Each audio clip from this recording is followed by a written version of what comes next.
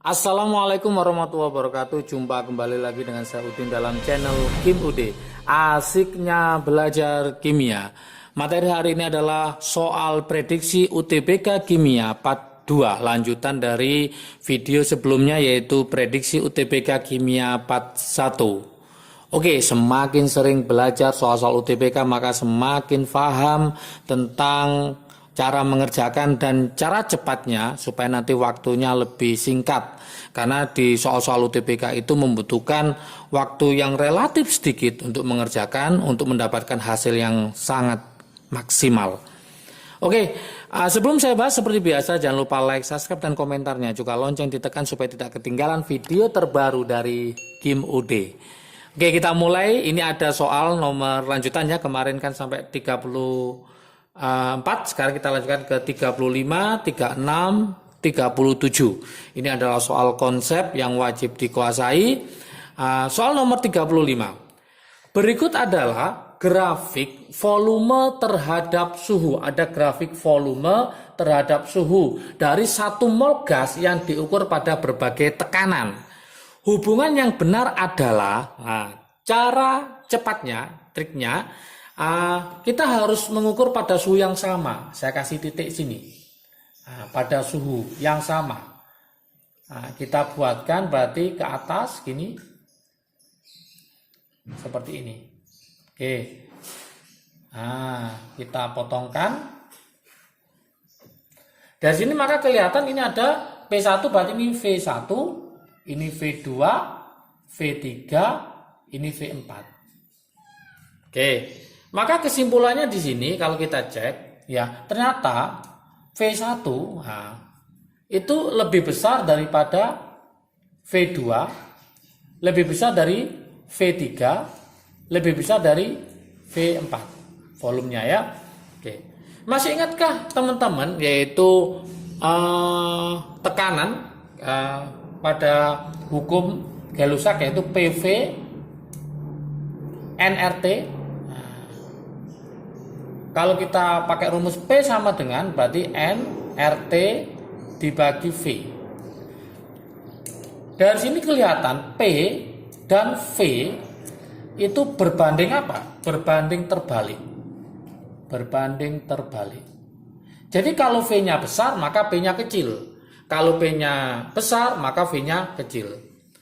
Dari sini maka bisa kita simpulkan kalau V1 lebih besar daripada V2, lebih besar daripada V3, lebih besar dari V4, maka kalau kita buat tekanan, maka kesimpulannya kita balik. Maka P1 itu lebih kecil daripada P2, P2 lebih kecil dari P3, P3 lebih kecil dari P4. Inilah jawabannya. Maka kita cek sini, P1 lebih besar dari P2, salah, P1 lebih kecil dari P2. P1 lebih besar dari P3, salah, P1 lebih kecil dari P3.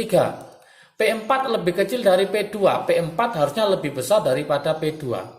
P3 lebih kecil dari P4, inilah yang betul. Maka jawabannya adalah yang D. Sangat mudah sekali. Seperti itu. Jadi ingat, P sama V, tekanan sama volume itu berbanding terbalik. Kalau tekanannya besar berarti volumenya kecil, kalau tekanannya kecil berarti volumenya besar. Soal 35 sudah berlalu. Sekarang kita ke soal nomor 36. Penyebab memasak nasi di puncak Trikora dengan ketinggian 4750 meter di atas permukaan laut lebih lama dibandingkan memasak nasi di pantai adalah, alasannya apa kira-kira? Memasak di daerah atau di puncak dengan ketinggian yang sangat tinggi di atas permukaan laut kok lama dibanding memasak nasi di pantai? Logikanya seperti ini. Teman-teman masih ingatkah grafik ya, diagram fase. Kalau ingat ya, diagram fase seperti ini. Oke. Di sini ada tekanan 1 atm. Misalkan pelarutnya pakai air ya, Ya, air itu berapa? Mendidihnya pada suhu 100 derajat Celcius. Air. Oke. Nah, ini saya tulis A, B, C misalkan. Ini pakai pelarut air ya. Nanti kalau ada suatu larutan maka di bawahnya. Seperti itu. Oke, yang atas ini adalah pelarut, yang bawah adalah larutannya. Kalau kita lihat pada dataran tinggi, ternyata tekanan udaranya pada ketinggian dataran tinggi aja ya, pada dataran tinggi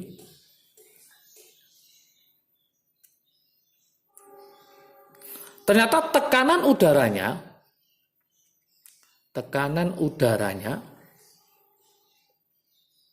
itu lebih kecil dari 1 atm. Sehingga karena dia lebih kecil dari 1 atm, sehingga titik didih airnya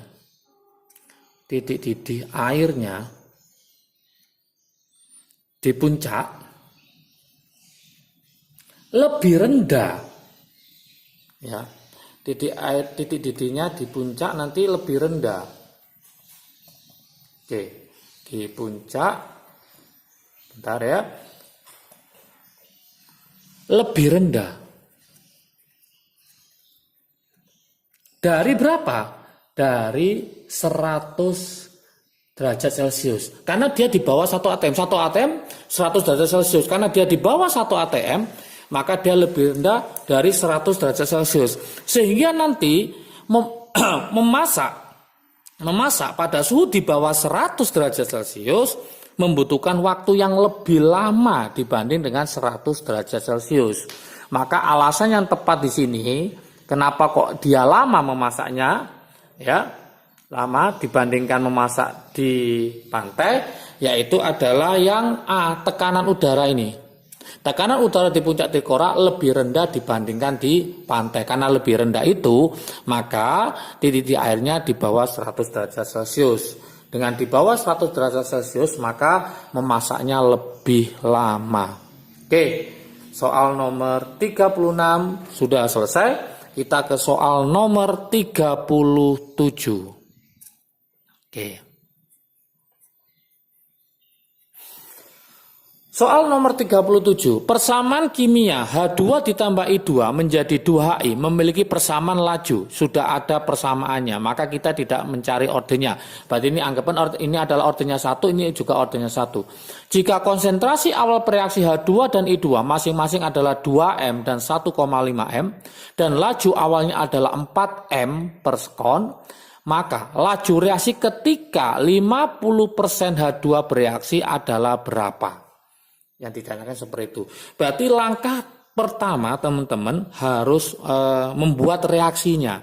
Reaksi antara siapa? Yaitu reaksi antara H2 ditambah H2 gas ya, ditambah I2 gas. Hasilnya adalah 2HI